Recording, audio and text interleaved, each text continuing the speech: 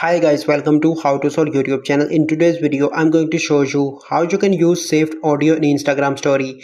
Before getting into this video, must subscribe to our YouTube channel and click on the bell icon. First, you need to open Instagram application. Once you open Instagram application, you simply need to click on the reel icon and select any audio and click on saved audio. Once you've done that, you simply need to go back and click on your story and click on camera, and then you need to record a story.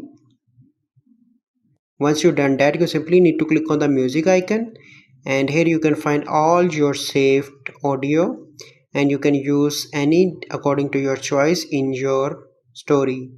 So you can see that I can easily choose the duration of the sound or audio according to my story. So this is the process by which you can use saved audio in Instagram story.